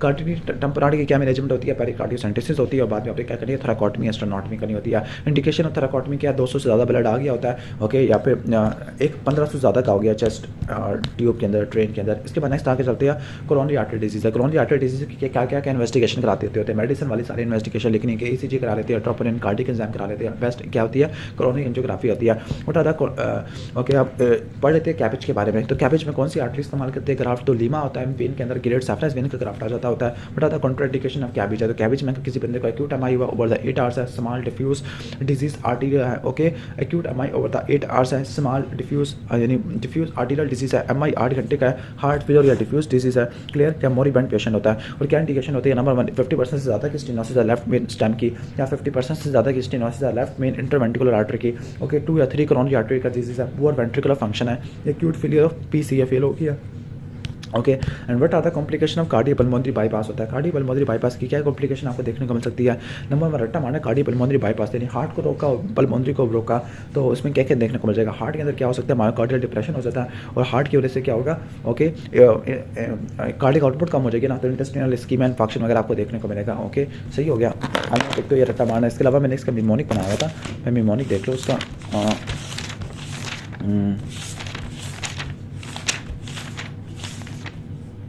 ओके, बल्कि इसका मैंने कोई मिमोनिक नहीं बनाया हुआ था ओके। तो मोटा मोटा इमरजेंसी वगैरह रट्टा मार लेते हैं, अगर नहीं आपको याद आ रहा तो हमने मिमोनिक रट्टा मारना है। मेन एम से मायोकार्डियल डिप्रेशन है, इससे एयर एम्बोलिज्म है, आई से इन्फेक्शन है, एन से न्यूरोलॉजिकल डिसफंक्शन होता है ओके। इसके अलावा pulmonary systemic injury, vascular injury, ये भी आप देख सकते हो ओके। इसके बाद कार्डियोपल्मोनरी बाईपास क्या होता है। कार्डियोपल्मोनरी बाईपास एक वो प्रोसीजर है जिसमें हार्ट लंग को टेम्परेरी स्टॉप कर दें, इनके फंक्शन को हम आर्टिफिशियली रिप्लेस कर जाते होते हैं। कार्डियोपल्मोनरी बाईपास का मतलब है जो ऑक्सीजनेटेड ब्लड राइट एट्रियम में जाएगा, फिर वहाँ से ऑक्सीजनेटर में जाएगा, फिर वहाँ से पंप पे जाएगा, फिर वहाँ से डिसेंडिंग एयोर्टा में जाएगा, यानी आपने हार्ट और लंग को क्या कर दिया ओके बाईपास कर दिया। क्या किन किन में यूज़ करते हैं, नंबर 1 अगर किसी को हाइपोथर्मिया हो गया, रीवार्मिंग करनी है तभी इस्तेमाल करोगे ओके। अब रेस्पिरेटरी के अंदर रेस्पिरेटरी फ्लोरस में रिससिटेशन करनी है, या पल्मोनरी एम्बोलेक्टमी में करते होते हैं, या फिर अगर लंग की ट्रांसप्लांटेशन करनी है, हार्ट की ट्रांसप्लांटेशन करनी है, यानी कार्डियोपल्मोनरी ट्रॉमा में सिंगल या डबल, लंग ट्रांसप्लांटेशन में, पल्मोनरी एम्बोलेक्टमी में, सीवियर रेस्पिरेटरी फेलियर में और प्रोफाउंड हाइपोथर्मिया में करते होते हैं ओके। एक पेशेंट को ट्रिपल वेसल डिजीज है ओके, तो उसमें क्या क्या डिफरेंट सर्जिकल ऑप्शन दे दोगे ओके। तो आप मेन तो आपका PC कैबिज आ जाएगा, इसके अलावा परक्यूटेनियस कोरोनरी एंजियोप्लास्टी आ जाएगा, या कोरोनरी आर्टरी बाईपास ये भी हम कर सकते होते हैं ओके, या कार्डियोपल्मोनरी बाईपास। नेक्स्ट है कि टेट्रोलॉजी ऑफ हैलेट का पूछा हुआ, इसमें जो हार्ट की लेन होती है कौन कौन सी होती है ओके। इसमें आपको क्या देखने को मिलता होता है, pulmonary stenosis, right ventricle hypertrophy, overriding aorta और वेंट्रिकुलर सेप्टल डिफेक्ट होता है। कंफर्मेटरी इन्वेस्टिगेशन क्या होती है, इकोकार्डियोग्राफी होती है, एक्सरे चेस्ट करा लोगे बूट शेप हार्ट मिलेगा। इसके बाद वेल्वुलर हार्ट डिजीज है, जो माइट्रल स्टेनोसिस का रिपेयर ट्रीटमेंट क्या होता है, बैलून वेल्वुलोप्लास्टी होता है। इसके अलावा माइट्रल वेल्वोटमी और माइट्रल वेल्व रिप्लेसमेंट भी कर सकते हैं। इसके बाद एक्यूट लिम्ब इस्कीमिया, ये तो हम S1 में पढ़ चुके हैं कि इसमें क्या होता है कि एट्रियल फिब्रिलेशन, मायोकार्डियल इन्फेक्शन इसकी हिस्ट्री होती है और 6 P's होती है, सीवियर पेन, पैरालिसिस, पल्सलेसनेस, पैरास्थीसिया, पोइकुलोथर्मिया, ये आपको देखने को मिलता होता है ओके। ये 6 P's आपने रट्टा मार लेना। इसका मैनेजमेंट क्या होता है ओके। अब इसमें पेन को रिलीव किया, 5000 आपने इंटरनेशनल यूनिट दिए, हैपेनिन के इसके अलावा आपने एम्बोलेक्टमी किया ओके। और फिर आपने क्या थ्रोम्बोलिटिक्स आपने करनी होती है। थ्रोम्बोलिटिक्स में आपका स्ट्रेप्टोकाइनेस, यूरोकाइनेस और TP आ जाता है, मैकेनिकल थ्रोम्बेक्टमी आ जाती है, अल्ट्रासाउंड एक्सेलरेटेड थ्रोम्बोलाइसिस हो जाएगा, और MI और लेटरल फिब्रिलेशन को आपने ठीक करना होता है। इसके बाद क्रॉनिक लिम्ब इस्कीमिया, ये भी सवाल आ चुका है S1 में ओके। तो इसमें एक्यूट क्या होता है, इंटरमिटेंट क्लॉटिकेशन देखने को मिलती है, डेबिलिटेटिंग क्रैम्पिंग लाइक पेन होता है, वॉकिंग पे देखने को मिलता है। क्रिटिकल लिम्ब इस्कीमिया में रेस्टिंग पेन, अल्सरेशन, गैंग्रीन होता है, आर्टीरियल पल्सेशन खत्म हो जाती है, बुरी होता है, कैपिलरी रिफिलिंग आपको देखने को मिलती है। अब इस पेशेंट को ब्लैकनिंग हो गया 4th और 5th हो गई, डायबिटीज का मतलब है गैंग्रीन हो चुका है, गैंग्रीन का मतलब है क्रिटिकल लिम्ब इस्कीमिया और डेवलप हो चुका होता है। क्रिटिकल लिम्ब इस्कीमिया में पेन कैसे रिलीव होगा, by hanging foot out of the bed या स्लीपिंग इन द चेयर है। इन्वेस्टिगेशन क्या क्या कराते होते हैं, पहले तो बेस लाइन्स करा लोगे, CBC, RFT, LFT, clotting study या लिपिड प्रोफाइल है, ग्लूकोज और ABGs करा लोगे। इसके बाद पल्मोनरी फंक्शन टेस्ट ECG करा लोगे। मेन आपके क्या होती है, डॉप्लर अल्ट्रासाउंड है, डुप्लेक्स अल्ट्रासाउंड है, डिजिटल सबट्रैक्शन एंजियोग्राफी होता है और CT एंजियोग्राफी होता है। Most likely site of obstruction इस केस में क्या होगा, फेमोरल पॉप्युलेटियल होगा। कब कहेंगे फेमोरल पॉप्युलेटियल, जब फेमोरल पाल्पेबल है लेकिन डिस्टल वाली पाल्पेबल नहीं है। मैनेजमेंट क्या होती है, नंबर 1 मॉडिफाइबल दिस फैक्टर को ठीक करना होता है, फार्माकोथेरेपी आपने करनी होती है ओके। अब इसके बाद आगे आ जाते हैं एंडोस्कोपिक थेरेपी। एंडोस्कोपिक थेरेपी में ट्रांसल्यूमिनल एंजियोप्लास्टी और स्टेंटिंग करते हैं शॉर्ट सेगमेंट डिजीज में ओके। यानी अगर किसी को छोटे सेगमेंट का डिजीज है तो ट्रांसल्यूमिनल एंजियोप्लास्टी और स्टेंटिंग है, और अगर लॉन्ग सेगमेंट डिजीज है एंडार्टेक्टमी और बाईपास ऑपरेशन करते हैं। ओके, लॉन्ग सेगमेंट में आप बाईपास ऑपरेशन करते हैं। बाईपास में आपकी कौन कौन सी आती है? फेमोरल पोप्लिटियल बाईपास है, प्रोफंडोप्लास्टी है, इलियोफीमोरल बाईपास और एओर्टो बाईफीमोरल बाईपास आ जाता होता है। क्लियर, ऑलमोस्ट ये हो जाएगा। इसके बाद फेमोरल पोप्लिटियल ऑब्स्ट्रक्शन में क्या फाइंडिंग आती है? फेमोरल पोप्लिटियल ऑब्स्ट्रक्शन में क्या होता है कि काफ में क्लॉडिकेशन होता है, फेमोरल पल्स पाल्पेबल होती है लेकिन आगे डिस्टल पल्स पाल्पेबल नहीं होती। इसके बाद कंपार्टमेंट सिंड्रोम है। कंपार्टमेंट सिंड्रोम में क्या होता है? एक्यूट लिम्ब इस्कीमिया होता है लेकिन severe pain out of the proportion होता है, मसल का पेन होता है ऑन द पैसिव स्ट्रेचिंग या फिर pen on the passive movement of joint limbs आपको देखने को मिलता है। इंटीरियर कंपार्टमेंट में आपको इन्वॉल्वमेंट देखने को मिलती होती है। क्लियर, ठीक हो गया, कंपार्टमेंट सिंड्रोम आ जाएगा। अब इसकी क्या मैनेजमेंट होती है कंपार्टमेंट सिंड्रोम की? कंपार्टमेंट सिंड्रोम में इनिशियली आपको एंटीबायोटिक देनी होती है, कैथेटराइजेशन करनी है, मैनिटोल डायूरेटिक्स देनी होती है, लेकिन जो मेन मैनेजमेंट है लॉन्गिट्यूडनल फेसियोटमी करनी होती है। इसके बाद आपकी एम्पुटेशन करनी है अगर देर हो चुकी है। ओके, और क्या आपको इन्वेस्टिगेशन क्या होती है कंपार्टमेंट सिंड्रोम की? तो कंपार्टमेंट सिंड्रोम में आपने कंपार्टमेंट के प्रेशर का मेजरमेंट करना होता है, क्लिनिकल डायग्नोस होता है, इसके अलावा केरेटिन काइनेस के लेवल करा लोगे, आप अल्ट्रासाउंड करा लोगे, यूरिन एनालिसिस करा लोगे, जो लेट साइंस होते हैं। ओके, लेट साइन में आपका 3P तो लेट आते हैं, बल्कि चौथा P भी लेट ही आता है। पल्सलेसनेस सबसे लेट आती है, पैरालिसिस या पैरारे भी आपको लेट साइन देखने को मिलते होते हैं। ओके, कंपार्टमेंट सिंड्रोम में क्या होता है? टिश्यू का प्रेशर ज़्यादा होता है, कैपिलरी परफेरियन कम हो जाती है, सेलुलर एनॉक्सिया होता है, टिश्यू की इस्कीमिया और नेक्रोसिस आपको देखने को मिलती है। गैंग्रीन क्या होता है? गैंग्रीन मैक्रोस्कोपिक इन्फेक्शन को बोलते हैं। ओके, ड्राई वेट या फिर गैस गैंग्रीन आपको देखने को मिल सकता है। इन्वेस्टिगेशन क्या कराती है? CBC या CRP, blood glucose, lipid profile करा लोगे, कल्चर सेंसिटिविटी और डॉप्लर अल्ट्रासाउंड करा लोगे। मैनेजमेंट क्या होता है गैंग्रीन का? जब ये किसी जगह पर गैंग्रीन है तो आपकी IV फ्लूइड रिससिटेशन करनी होती है, रेडिकल सर्जिकल एक्सीन आपने देनी होती है, और फिर पेलिएटिव केयर है, ग्राफ्टिंग के फॉर्म में दे दोगे। अब गैंग्रीन दो तरह का होता है, ड्राई और वेट है। ड्राई में क्या होता है? क्लियर डिमार्केशन लाइन होती है, वेट में वीक डिमार्केशन लाइन होती है। ड्राई नाम से लग रहा है कि ड्राई और श्रिवल्ड होगा, वेट वाला एडिमेटस प्यूट्रिफाइड होगा। ड्राई गैंग्रीन में ग्रेजुअल ब्लड लॉस होता है, जबकि वेट गैंग्रीन में सडन ब्लड लॉस आपको देखने को मिलता होता है। ड्राई गैंग्रीन में एसेप्टिक अल्सरेशन होती है, वेट में आपको सेप्टिक अल्सरेशन देखने को मिलती है। जो ड्राई गैंग्रीन होता है थीरोस्क्लेरोसिस की वजह से होता है, वेट गैंग्रीन एम्बोलिज्म की वजह से देखने को मिलता होता है। क्लियर, सही हो गया। अब इसमें ना ड्राई में अपनी एम्पुटेशन करनी है, जबकि वेट में आपने बहुत ज़्यादा एम्पुटेशन करनी होती है। इसके बाद एब्डोमिनल एओर्टिक एनेरिज्म है। इसका जो ट्रायड होता है, अगर रप्चर हो चुका है, सिवियर एब्डोमिनल पेन, शॉक और आपका पल्सटाइल एब्डोमिनल मैस आपको देखने को मिलता होता है। क्लियर, अब इसकी क्लासिफिकेशन ऑफ एनेरिज्म है, वाल मॉर्फोलॉजी एटियोलॉजी की बेस पर। वाल में क्या होती है? ट्रू एनेरिज्म, फॉल्स एनेरिज्म है। मॉर्फोलॉजी की बेस पर फ्यूजिफॉर्म या सेक्युलर आ जाता है, और एटियोलॉजी की बेस पर एथिरोमाटस एनेरिज्म है, माइकोटिक एनेरिज्म है, कोलाजन डिजीज और ट्रॉमेटिक आ जाएगा। क्लियर, सही हो गया। ओके, तो atheromatous, mycotic aneurysm, collagen disease और ट्रॉमेटिक आ जाएगा। अब what are the indication of surgery, जिसमें आपने एब्डोमिनल एओर्टिक एनेरिज्म को रिपेयर करना है? नंबर 1 सिम्प्टोमेटिक एओर्टिक एनेरिज्म, और नंबर 2 5.5 सेंटीमीटर से ज़्यादा का, और number 3 Marfan syndrome related aneurysm, और number 4 progressive aortic valve insufficiency और एम्बोलिज्म के आपको सिम्टम आपको देखने को मिल रहे हो। ठीक हो गया। इसके बाद नेक्स्ट हम आगे चलते होते हैं। ओके, जो हो ना कहने का मतलब है कि जो मेन इन्वेस्टिगेशन और चॉइस होती है डायग्नोसिस के लिए और रिपेयर को प्लान करने के लिए, ठीक हो गया, एब्डोमिनल एओर्टिक एनेरिज्म और CT होती है, लेकिन MRI डायग्नोसिस के लिए और MR एंजियोग्राफी रिपेयर के लिए हम इस्तेमाल करते होते हैं। अब क्या मैनेजमेंट होती है एब्डोमिनल एओर्टिक एनेरिज्म की? सबसे पहले आपने क्या करना होता है? डायग्नोसिस करनी होती है। कैसे करोगे? ट्राइएड से करोगे। एब्डोमिनल पेन है, शॉक है, ठीक है, पल्सटाइल मैस है, फिर रिससिटेशन करोगे, ऑक्सीजन से, IV लाइन से और IV फ्लूइड से करोगे। फिर आपने परमिसिव हाइपोटेंशन करनी होती है, फिर आपने यूरिनरी कैथेटराइजेशन करनी होती है, क्रॉस मैच करना है 6 यूनिट ऑफ ब्लड को, और आपने OT रूम में भेजना होता है। इसके बाद स्पेसिफिक मैनेजमेंट क्या होती है? ओपन एंडोवास्कुलर सर्जरी होती है। अब जो ओपन एंडोवास्कुलर होती है इसमें क्या होता है? नंबर 1 आपने क्या करना होता है? आइडेंटिफाई एक्साइज करना इंटीमा के टेयर को आइडेंटिफाई एक्साइज करना होता है। नंबर 2 इंटीमा के टेयर को अपने ग्राफ्ट से रिप्लेस कर देना होता है। इसके बाद एओर्टिक डायसेक्शन स्टार्ट करते हैं। द एओर्टिक डायसेक्शन में क्या होता है? टीयरिंग इंटरस्कैपुलर पेन होता है, जो कि बटक में बैक में रेडिएट कर रहा होता है, बटक कह लो बैक में रेडिएट कर रहा होता है। इसके अलावा आपको एक्सट्रीमली हाई BP आपको देखने को मिलता होता है। ओके, यानी हाइपरटेंशन की हिस्ट्री होती है, या फिर आपको पल्स एसिमेट्री देखने को मिलती है, वाइटनिंग कमीडियस्टिनम होती है। एओर्टिक डायसेक्शन दो तरह का होता है, स्टैनफोर्ड A, स्टैनफोर्ड B। जो स्टैनफोर्ड A होता है इसमें सेंडिंग एओर्टा को इन्वॉल्व करता है, DBAK 1 या 2 का हो सकता है। स्टैनफोर्ड B में डिसेंडिंग एओर्टा को इन्वॉल्व करता होता है, DBAK टाइप 3 का होता है। Okay, what is the investigation और चॉइस कौन सी होती है? CT एंजियोग्राफी होती है। चेस्ट एक्सरे में करा लोगे, मीडियस्टिनल वाइडनिंग आपको देखने को मिलती है, और अगर अनस्टेबल पेशेंट होगा तो ट्रांस इसोफेजियल इकोकार्डियोग्राफी है, ट्रांस इसोफेजियल इकोकार्डियोग्राफी होती है। क्लियर, ऑलमोस्ट ये हो जाएगा। इसका क्या मैनेजमेंट होता है? BP को कंट्रोल करना विद एंटी हाइपरटेंसिव पेन की मैनेजमेंट करनी होती है। अगर स्टैनफोर्ड A या DBAK 1 या DBAK टाइप 2 का, तो आपने फौरन रिपेयर करना होता है, ओपन सर्जिकल रिपेयर होता है। एओर्टा को एक्साइज करोगे टीयर से, उसको ग्राफ्ट से रिप्लेस कर दोगे और कार्डियोपल्मोनरी बाईपास कर लोगे। स्टैनफोर्ड B में क्या होता है कि एंटी हाइपरटेंसिव ड्रग इस्तेमाल करोगे। ओके, इनिशियली बीटा ब्लॉकर, फिर आप कैल्शियम चैनल ब्लॉकर इस्तेमाल कर सकते हैं। फिर आपने क्या करना होता है? एंडोवास्कुलर स्टंट आपने प्लेस करनी होती है। क्लियर। अब क्या कॉम्प्लिकेशन होती है एओर्टिक डायसेक्शन की? एक्यूट कॉम्प्लिकेशन में रप्चर हो जाएगा पेरिकार्डियम या प्लूरा में। क्रॉनिक में क्या हो जाएगा? जो क्रॉनिक वेसल्स है उसकी ब्लॉकेज देखने को मिलेगा। जो मेजर वेसल्स है लाइक कैरोटिड कैरोटिड या सप्लीमेंट आर्टरीज का भी ब्लॉकेज आपको देखने को मिलता होता है। क्लियर। इसके बाद चलते हैं thoracic outlet syndrome. Thoracic outlet syndrome में ब्लूइश डिस्कलरेशन होती है हैंड की, आर्म का पेन और वीकनेस आपको देखने को मिलता है, आर्म का फटीग हो जाता है विद एक्टिविटी, और थ्रोमिंग पेन होता है, थ्रोमिक लंप होता है near the collar bone. Okay, ठीक हो गया। तो थोरेसिक आउटलेट सिंड्रोम में तीन चीज़ों को कंप्रेस करता है, आर्टरी को, वेन को, नर्व को। तो जो आर्टरी होती है वो कौन सी होती है? सप्लीमेंट आर्टरी होती है, वेन होती है सप्लीमेंट वेन, और जो नर्व होती है अल्नर नर्व होती है, जिसकी वजह से आपको स्मॉल मसल्स ऑफ हैंड में आपको कंप्रेशन देखने को मिलती है और आपको थ्रोबिंग लंप भी मिलेगा। क्लियर। इन्वेस्टिगेशन क्या होती है? नंबर 1 एक्सरे करा लोगे, थोरेसिक आउटलेट एक्सरे करा लोगे, सीटी स्कैन एमआरआई करा लोगे, नर्व कंडक्शन स्टडी करा लोगे। ट्रीटमेंट के अंदर क्या होता है? अगर सिंपल माइल्ड न्यूरोलॉजिकल प्रॉब्लम है, न्यूरोलॉजिकल प्रॉब्लम है तो सिंपल एनाल्जेसिया फिजियोथेरेपी देते हैं, बेड रेस्ट दे देते होते हैं, सप्लिमेंट्स भी दे सकते हैं। वास्कुलर कॉम्प्लिकेशन के अंदर क्या करते हैं? सर्जिकल डिकम्प्रेशन करते हैं और आपने क्या करना, फर्स्ट ट्रिप को एक्सरसाइज कर देना होता है। उसके बाद वीनस अल्सर, वीनस अल्सर को ग्रेविटेशनल अल्सर भी कहते हैं, वीनस हाइपरटेंशन की वजह से होती है। Main investigation of chest duplex ultrasound होता है और कंप्रेशन में चार चीज़ें इस्तेमाल करती है। नंबर 1 ऑर्थोपेडिक वूल है, नंबर 2 कॉटन क्रीपी है, नंबर 3 इलास्टिक और कोहेसिव बैंडिंग आ जाएगा। ओके ओके, ऑर्थोपेडिक वूल, कॉटन क्रीपी, इलास्टिक या कोहेसिव बैंडेज आ जाएगा। और जो एक ड्रग इस्तेमाल करती है पेंटॉक्सीफाइलिन, जो कि माइक्रोवास्कुलर परफ्यूजन को बढ़ा देती है। इसके अलावा सुपरफिशियल वीनस एब्लेशन और सर्जरी भी कर सकते हैं। इसके बाद डीवीटी है, डीवीटी में बेड रिडन केस होगा। ओके, रिसेंट पास्ट हिस्ट्री होगी, रिसेंट सर्जरी की, यूनिलैटरल लेग स्वेलिंग होती है, पेन है, टेम्परेचर बढ़ जाएगा, डायलिटेशन और सुपरफिशियल वेन्स आपको देखने को मिलती होती है। Clear. But the clinical feature of DVT. Okay, DVT के क्या क्लिनिकल फीचर आपको देखने को मिलते होते हैं? लाइक आपने रट्टा मारना है कि ओके स्वेलिंग और थ्रोबिंग पेन होगा। ओके, स्किन वार्म हो जाएगी, रेडनेस हो जाएगी, स्वेलन वेन हो जाएगी। ये तो हम ऑलरेडी डिस्कस कर चुके हैं एस1 में, तो उसको छोड़ देते हैं। डुप्लेक्स अल्ट्रासाउंड करा लेते हैं, pulmonary embolism, city pulmonary angiography है। और ट्रीटमेंट के अंदर बेड रेस्ट है, लिम्ब की एलिवेशन होती है, लो मॉलिक्यूलर वेट हैपरिन होती है, फिर वेन के बाद फिल्टर आ जाता है। ओके, इसकी प्रिवेंशन कैसे करोगे? मैकेनिकल या फार्माकोलॉजिकल है। मैकेनिकल में इलास्टिक कंप्रेशन स्टॉकिंग या न्यूमैटिक कंप्रेशन आ जाएगा। फार्माकोलॉजिकल में लो डोज अनफ्रैक्शनेटेड हैपरिन या लो मॉलिक्यूलर वेट हैपरिन आ जाएगा। क्लियर। इसके बाद नेक्स्ट हम आगे आ जाते हैं। ओके, इसके बाद नेक्स्ट हम आ जाते हैं ग्राफ्ट यूजिंग कैबेज। तो लेफ्ट इंटरनल मेमोरी आर्टरी होती है, वेटरिंग का मीडियस्टिनम एक्स तो जार्टिक सेक्शन में देखने को मिलता है।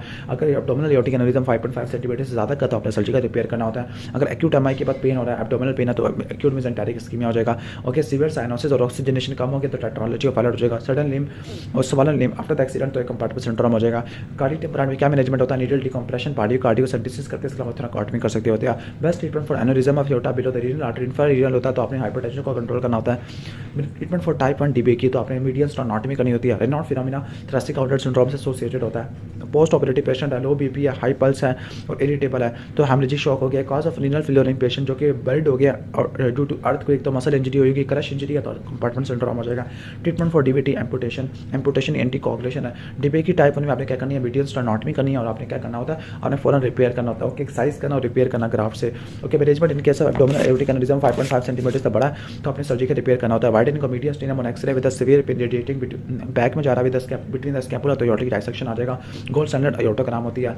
Most common graft use in CABG तो लेफ्ट इंटरनल मेमोरी आर्टरी वाला होता है। Severe pain in calf on walking जो कि रेस्पिरेटरी हो जाता है, क्रॉनिक लिम्ब इस्कीमिया आ जाएगा, इंटरमिटेंट क्लॉटिकेशन आ जाएगा। अगर रेस्टिंग पेन अल्सरेशन गैंग्रीन है तो क्रिटिकल लिम्ब इस्कीमिया आ जाएगा। Most common symptom of thoracic outlet obstruction क्या होता है? C8 और T1 में क्या होता है? पेन पैरालिसिस देखने को मिलता होता है। ओके, इसके बाद हेड एंड नेक पे चलते होते हैं। माइनस स्लैविक ग्लैंड की सिस्ट में पेनफुल पेनलेस सिस्टिक स्वेलिंग होती है, पेनलेस सिस्टिक स्वेलिंग होती है, ट्रांसल्यूमेंट स्वेलिंग होती है, इनर लिप को इन्वॉल्व करती होती है। तो माइनस स्लैविक ग्लैंड सिस्ट होता है, क्यों होता है? Trauma to the gland parenchyma और ड्रेनेज सिस्टम उसको ट्रॉमा की वजह से होता है, खुद बखुद ठीक हो जाता है। इसके अलावा अपने ग्लैंड की एक्सीजन करनी है और अंडरलाइंग माइनस स्लैविक ग्लैंड को भी निकाल देना है। रेनुला क्या होता है? रेनुला म्यूकस रिटेंशन सिस्ट होती है, यूनिलैटरल स्मूथ पेनलेस फ्रैक्चुएंट ट्रांसल्यूमिनेंट स्वेलिंग होती है। फ्रॉग बैली अपीयरेंस होता है, फ्लोर ऑफ माउथ में आपको देखने को मिलता होता है। रेनुला क्या होता है? ओके, रेनुला क्यों होता है कि म्यूकस रिटेंशन सिस्ट होती है, पार्शियल या टोटल एक्सिलेटरी डक्ट की ऑब्स्ट्रक्शन होगी ड्यू टू लिथियासिस फाइब्रोसिस या पेरिडक्टल फाइब्रोसिस या सकारिंग हो जाएगा। Most common post operative complication of ranula तो सबमैंडिबुलर डक्ट की इन्वॉल्वमेंट आपको देखने को मिलती है। व्हाट इज प्लंगिंग रेनुला के इंट्राओरल रेनुला होता है जो सर्वाइकल प्रोलॉन्गेशन कर जाता होता है, उसको बोलते हैं, और ये पेनलेस होता है, बेलोटेबल होता है, माइलोहायोइड मसल को परफोरेट कर जाता होता है। मेनली डायग्नोसिस क्लिनिकल होता है, imaging ultrasound CT scan MRI करा देते होते हैं। क्लियर, सही हो गया। ओके, और मैनेजमेंट में क्या है? Incision drainage marsupialization surgical excision of cyst with the sublingual gland है। इसके बाद सियालो लिथियासिस और सबमैंडिबुलर ग्लैंड होते हैं। सबमैंडिबुलर ग्लैंड में स्टोन क्यों ज़्यादा कॉमन होते हैं? क्योंकि ओके इसकी जो डक्ट होती है वाटर डक्ट होती है, ओके वो लॉन्ग कर्व्ड होती है और विस्कस सिक्रेशन आपको देखने को मिलती है। पेनफुल सबमैंडिबुलर ग्लैंड की स्वेलिंग होती है, ईटिंग से बढ़ जाती है, फीवर होता है, एक्सरे पे ओपेसिटी देखने को मिलती है। डिफरेंशियल डायग्नोसिस में सियालोडिनाइटिस। ओके, इसके अलावा नियोप्लाज्म है, सेलुलाइटिस और एब्सेस आ जाएगा। ओके, सेलुलाइटिस, नियो एब्सेस या नियोप्लाज्म आ जाएगा। ओके, एक बार रट्टा मार लेना। इन्वेस्टिगेशन चॉइस फॉर स्टोन क्या होती है? नॉन कॉन्ट्रास्टिव स्कैन होती है, हाई रेजोल्यूशन नॉन कॉन्ट्रास्टिव स्कैन आ जाएगा। ओके, और इसकी मैनेजमेंट क्या होती है? नॉर्मली स्टोन को खुद पास हो जाता है, अगर 4 मिलीमीटर से कम का तो आपने डॉर्मिया बास्केट इस्तेमाल करनी है। अगर लार्जर स्टोन है तो आपने एक्स्ट्रा कॉर्पोरियल आपने क्या करना है, ओके अगर लार्जर स्टोन है तो आपने एक्स्ट्रा कॉर्पुलेट चौक पे वेथर ट्रिप से लगानी, इसको स्टोन को तोड़ देना, उसके छोटे छोटे टुकड़े हो जाएंगे, फिर आपने उसको डोरमिया बास्केट से रिमूव कर देना है। इसके बाद लाइक अगर आपका अगर स्टोन ग्लैंड के अंदर हो तो सर्जिकल एक्सचेंज ऑफ ग्लैंड, अगर डक्ट के अंदर हो तो आपने डक्ट को ओपन कर देना होता है, ठीक हो गया। इसके बाद नेक्स्ट आते हैं ट्यूमर ऑफ सबमैंडिबुलर ग्लैंड है।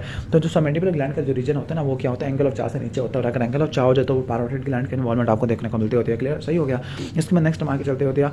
ओके, जो मैलिग्नेंसी की क्या क्या चीज़ें देखने को मिलती है, मैलिग्नेंसी में 4 पॉइंट्स नोट करनी है जो मैलिग्नेंसी को इंडिकेट करते हैं। Number 1 recent increase in size है, नंबर 2 रिसेंट या रैपिड इंक्रीज इन साइज है, इन्वॉल्वमेंट ऑफ फेशियल नर्व है, ओके सर्वाइकल एफिडिनोपैथी और अल्सरेशन ऑफ स्किन होती है। क्या क्या स्ट्रक्चर्स होते हैं सबमैंडिबुलर ग्लैंड से रिलेटेड है, निमोनिक है हाफ, ओके एच से हाइपोग्लोसल है, एज एंटीरियर फेशियल वेन है, एल से लिंगुअल नर्व होता है, और आपसे क्या होता है फेशियल आर्टरी और फेशियल नर्व आ जाती होती है, मार्जिनल मैंडिबुलर ब्रांच आ जाती होती है। क्या क्या इन्वेस्टिगेशन कराते हैं, एक बार रट्टा मार लेना। पैरोटिड ग्लैंड के लिए जो मेन इन्वेस्टिगेशन चॉइस होती है अल्ट्रासाउंड होती है विद एफएनएसी और ट्रोकट बायोप्सी आ जाती है, बाकी सबके लिए एमआरआई करती होती है। और ट्रीटमेंट क्या होता है ट्यूमर का, ओके तो सर्जिकल एक्ससिजन ऑफ ग्लैंड और नेक की आपने डाइसेक्शन करनी होती है। इसके बाद डिसऑर्डर ऑफ पैरोटिड ग्लैंड है, मोस्ट कॉमन प्लियोमॉर्फिक एडिनोमा होता है, फीमेल्स में देखने को मिलता होता है, 4th या 5th डिकेड में देखने को मिलता होता है, यूनिलैटरल होता है, पेललेस स्मूथ लोब्यूलेटेड मैस बना लेता है, ओके ठीक हो गया। इसके बाद नेक्स्ट हम आगे आ जाते हैं। मोस्ट कॉमन ट्यूमर होता है पिलियोमॉर्फिक एडिनोमा होता है। तो पैरोटिड ग्लैंड के कौन कौन से ट्यूमर होते हैं, बिनाइन और मैलिग्नेंट ट्यूमर होते हैं। बिनाइन ट्यूमर में कौन कौन सा होता है, pleomorphic adenoma, Warthin tumour, basal adenoma, oncocytoma आ जाता है। मैलिग्नेंट ट्यूमर के अंदर कौन कौन सी चीज़ें आ जाती है, लाइक मैलिग्नेंट ट्यूमर के अंदर यहाँ पे लिखा है कि लो ग्रेड और हाई ग्रेड होता है। लो ग्रेड के अंदर आपका कौन कौन सा आ जाता है, actinic cell carcinoma, adenoid cystic carcinoma होता है, एडिनॉइड सिस्टिक कार्सिनोमा माइनर में होता है, ठीक है। और लो ग्रेड म्यूकोएपिडर्माइड कार्सिनोमा, जबकि हाई ग्रेड के अंदर आपका होता है squamous cell carcinoma, adenocarcinoma, और आपका हाई ग्रेड म्यूकोएपिडर्माइड कार्सिनोमा ये आपका आ जाता होता है। क्लियर। इसके बाद नेक्स्ट हम आगे चलते होते हैं। What are the complication of parotidectomy. जो पैरोटिड अच्छा मैं पैरोटिड ग्लैंड के लिए जो ट्यूबर के लिए जो इन्वेस्टिगेशन चॉइस होती है अल्ट्रासाउंड विद एफएनएसी और ट्रूकट बायोप्सी होती है, जो एमआरआई होती है, इसके अलावा बाकी सबके लिए होती है। ओके, इसके बाद है कि किन किन स्ट्रक्चर को आपने प्रिजर्व करना है। सुपरफिशियल पैरोटिडेक्टमी में सुपरफिशियल आर्टरी होता है, सुपरफिशियल आर्टरी या स्टाइलोमास्टोइड आर्टरी होता है, उससे मैंडिबुलर क्या मैं बोल रहा हूँ फेशियल नर्व है, ओके स्टाइलोमास्टोइड आर्टरी और स्टेनोक्लिडोमास्टोइड मसल का फ्लैप आ जाता है। क्या क्या कॉम्प्लिकेशन होती है सुपरफिशियल पैरोटिडेक्टमी में, इसका निमोनिक होता है, शिल्ड है, ऐसे क्या होता है सेरोसीलियस फ्लैवरी फिस्टुला, ऐसे क्या होता है हिमाटोमा होता है, आइस इन्फेक्शन होता है, डी से डिफॉर्मिटी होता है। इसके अलावा फेशियल नर्व की वीकनेस हो जाएगी, ओके परमानेंट नंबनेस ऑफ एव लोब्यूल, सबसे इंपॉर्टेंट है फ्राई सिंड्रोम, गस्ट्रेटर स्वेटिंग होती है। पिलियोमॉर्फिक एडिनोमा तो ट्यूमर वगैरह आ गया, ओके। अब पिलियोमॉर्फिक एडिनोमा वार्फिन में क्या फर्क होता है, पिलियोमॉर्फिक एडिनोमा मेल्स में होता है, वार्फिन नहीं ये गलत लिखा हुआ है, पैरोटिड ग्लैंड के सारे ट्यूमर फीमेल में होते हैं, लेकिन जो वार्फिन ट्यूमर होता है मेल में देखने को मिलता है। ओके, जो वार्फिन होता है ये बायलैटरल होता है, इसमें आपको इसको एडिनो लिम्फोमा भी कहते होते हैं, इसमें आपको लिम्फॉइड टिश्यू भी देखने को मिलता होता है। क्लियर। और कभी भी मैलिग्नेंट नहीं होता, और उसमें हॉट स्पॉट होता है टेक्नीशियन स्कैन पर। ओके, पिलियोमॉर्फिक एडिनोमा का क्या ट्रीटमेंट होता है, पैरोटिडेक्टमी करनी होती है, ओके अगर सुपरफिशियल लोब की इन्वॉल्वमेंट हो सुपरफिशियल पैरोटिडेक्टमी, अगर दोनों लोब्स की इन्वॉल्वमेंट है टोटल पैरोटिडेक्टमी करनी होती है। और अगर कैंसर है तो आपने रेडिकल पैरोटिडेक्टमी करनी है, जिसमें मैसेटोपी काट देती है, फेशियल भी काट देते होते हैं। क्लियर, ठीक हो गया। Okay, what how will you identify the facial nerve, main trunk of facial nerve है नंबर 1, ओके विजुअल आइडेंटिफिकेशन है। नंबर 2 एंटीरोग्रेट मेथड होता है। एंटीरोग्रेट मेथड में क्या होता है कि आपने नर्व ट्रंक को आइडेंटिफाई किया और उसके बाद आपने क्या किया, ओके ब्रांचेस को आपने ट्रेस करना शुरू कर दिया। ओके, इसके बाद रिट्रोग्रेट है, रिट्रोग्रेट मतलब ब्रांचेस को पकड़ा और फिर आपने नर्व को आइडेंटिफाई करना शुरू कर दिया, फिर आपने नर्व स्टिमुलेटर इस्तेमाल कर दिया। ओके, इंटरऑपरेटिव नर्व मॉनिटरिंग या इंटरऑपरेटिव नर्व स्पेसिफिक इमेजिंग है। इसके बाद ट्यूमर ऑफ ओरल कैविटी है, तो ओरल कैविटी के ट्यूमर को अपने 3 में डिवाइड करना, हाई रिस्क, मीडियम रिस्क और लो रिस्क आ जाता है। हाई रिस्क में आपका ल्यूकोप्लेकिया, एरिथ्रोप्लेकिया और क्रॉनिक हाइपोप्लास्टिक एंजीडियासिस है। मीडियम रिस्क में आपका ओएसएफ आ जाएगा और आपका सिफिलिटिक कोलोसाइटिस है। लो रिस्क में आपका लाइकन प्लेनस है, डीएलई आ जाएगा और डिस्क्वाइड केराटोसिस कॉन्जेनिटा आ जाएगा। What are the risk factor for pre malignant lesion like leukoplakia और कैंसर, इनके लिए रिस्क फैक्टर क्या होते हैं, अल्कोहल टोबैको स्मोकिंग या पान ड्रिंक की वजह से होता है, पुअर न्यूट्रिशन की वजह से, एचपीवी की वजह से और इल फिटिंग टेंचर की वजह से देखने को मिल सकता होता है। इसके बाद squamous cell carcinoma oral cavity है, तो इसमें पेन परसिस्टेंट ओरल स्वेलिंग होती है फॉर मोर देन 3 वीक्स है, माउथ कैल्सरेशन 3 वीक से ज़्यादा की देखने को मिलती है, पान की यारी का नेट च्यूइंग की हिस्ट्री मिलती होती है, वेंट्रल सर्फेस टंग को ज़्यादा इन्वॉल्व करता है, लेवर लिप को इन्वॉल्व करता होता है, फ्लोर ऑफ माउथ को इन्वॉल्व करता होता है। क्लियर, ऑलमोस्ट ये हो जाएगा। तो ये आ जाएगा आपका squamous cell carcinoma. Squamous cell carcinoma में जो इन्वेस्टिगेशन चॉइस होती है एमआरआई आ जाती होती है। क्लियर, सही हो गया। इसके बाद हम नेक्स्ट आ जाते हैं, अच्छा इसकी एग्जाम में कभी बार स्टेजिंग वगैरह भी आ जाती है। अगर 3 सेंटीमीटर है, 3 सेंटीमीटर का क्या मतलब है, 2 T2 आ जाएगा। ओके, 2 सेंटीमीटर से ज़्यादा है ना, और इप्सिलैटरल सबमैंडिबुलर लिम्फ नोड है तो N1 आ जाएगा। ओके, ठीक हो गया। अब इसकी क्या मैनेजमेंट होती है, इसकी मैनेजमेंट आगे लिखी हुई है। अगर लिप्स का कैंसर अगर T1 है, T1 का मतलब 2 सेंटीमीटर से कम का, तो आपने सिंपल एक्सीजन करनी है, प्राइमरी क्लोजर और डिफेक्ट आ जाएगा। T2 से लेकर T3 इंटरमीडिएट ट्यूमर है, 2 सेंटीमीटर से बड़ा, तो एक्सीजन करनी होती है, लोकल फ्लैप इस्तेमाल करोगे, जॉनसन टेक्निक है, बर्नार्ड टेक्निक होता है। अगर एक्सटेंसिव ट्यूमर है तो आपने टोटल एक्सीजन करनी होती है, नेक की डायसेक्शन आपने करनी होती है, मैंडिबल की डिसेक्शन करनी होती है और आपने रिकंस्ट्रक्शन करनी है लिप्स की। अब इसके बाद नेक के जो लिम्फ नोड है इसके की जो आती है लेवल्स आते हैं 1 2 3 4 5 6 लेवल 1 में क्या होता है सबमेंटल सब मैंडिबुलर आता है, लेवल 2 में अपर जुगुलर, लेवल 3 में मिडल जुगुलर, लेवल 4 में लोअर जुगुलर आता है, लेवल 5 में पोस्टीरियर आता है, लेवल 5 में लेवल 6 में एंटीरियर आ जाता होता है, प्री ट्रैकियल पैरा ट्रैकियल या पैराएसोफेजियल लिम्फ नोड आ जाते होती है।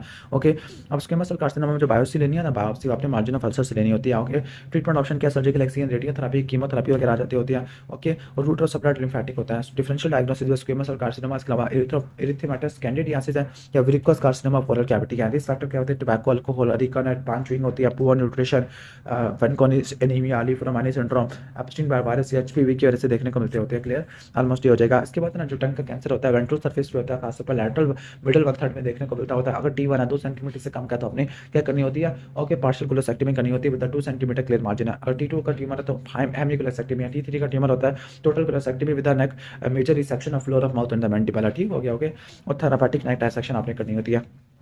ओके, थेरापेटिक नेक डाइसेक्शन आपने करनी होती है। तो नेक्स्ट आगे चलते होते हैं क्वेश्चन नंबर चलते होते हैं हम या ऑलमोस्ट ही हो जाएगा। Squamous cell carcinoma, squamous cell carcinoma causes of deviation and the loss of sensation of nerve. Okay, ठीक हो गया।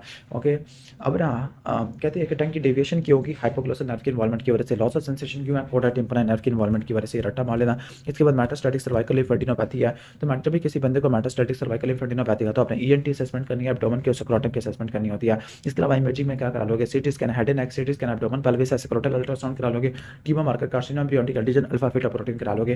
और ट्रीटमेंट में क्या होती है, नेक की डायसेक्शन होती है, लिम्फ नोड आपने रिमूव करनी है, कीमोथेरेपी, रेडियोथेरेपी और पोस्ट ऑपरेटिव केयर है। इसके बाद नेक के स्वेलिंग का सिस्टिक हाइग्रोमा बर्थी टाइप में मौजूद होती है, पोस्टीरियर ट्रायंगल में होती है, स्वेलिंग स्मूथ होती है, फ्लक्चुएंट होती है, पार्शियली कंप्रेसिबल होती है, ट्रांसल्यूमिनेंट होती है और रिड्यूस कंप्लीटली नहीं हो पाती। क्लियर, सही हो गया। सिस्टिक हाइग्रोमा को कैवर्नस लिम्फेडियोमा भी कहते होते हैं। ठीक है, बाकी दो दूसरी नेक की स्वेलिंग जो कि डिफरेंशियल में रखना होता है, ब्रेंकियल सिस्ट होती है, ये भी ट्रांसल्यूमिनेंट होती है, एंटीरियर ट्रायंगल ऑफ नेक में देखने को मिलती है, एंटीरियर बॉर्डर स्टेनोग्लिडोमास्टोइड में देखने को मिलती है, साथ में लिम्फेडिनाइटिस भी देखने को मिलता है। क्या कॉम्प्लिकेशन हो सकती है, रिस्पिरेटरी ऑब्स्ट्रक्शन हो सकता है, infection leading to the septicaemia आ जाएगा। इसके बाद ट्यूबरकुलस लिम्फेडिनाइटिस होता है। ट्यूबरकुलस लिम्फेडिनाइटिस में वाइड स्प्रेड लिम्फेडिनाइटिस होता है विद मैटेड लिम्फ नोड चिपके भी होती है, फीवर, टेंडर मलेरिया आपको देखने को मिलता होता है। क्लियर, सही हो गया। इन्वेस्टिगेशन में क्या होता है, स्पुटम कल्चर हो जाता है, लाइक लोबस्टिन, जेंसन, मिडिल ब्रूक आएगा, माइकोबैक्टीरियम, ग्रोथ मीडियम आ जाएगा। क्लियर, और बाकी ट्रीटमेंट तो आपको ऑलरेडी पता है, ATT इस्तेमाल कर लोगे, एब्सेस के एक्सचेंज कर लोगे, ओके, लिम्फ नोड के एक्सचेंज वगैरह कर लोगे, बायोप्सी ले लोगे। इसके बाद है कि लिम्फेडिनोपैथी के कॉजेस क्या होते हैं, इन्फ्लेमेशन की वजह से हो सकते हैं, फॉर एग्जांपल रिएक्टिव हाइपरप्लेजिया की वजह से, इन्फेक्शन की वजह से हो सकता है, लाइक वायरल में इन्फेक्शियस मोनोन्यूक्लियोसिस HIV है, ओके, बैक्टीरियम स्टेफिलोकोकस स्ट्रेप्टोकोकस है, neoplasia lymphoma, squamous cell carcinoma आ जाएगा। अब इसकी इन्वेस्टिगेशन क्या होती है, मेन आपने लिम्फ नोड की बायोप्सी लेनी है, एक्सिजनल लिम्फ नोड बायोप्सी लेनी है, precaution during excisional lymph node biopsy.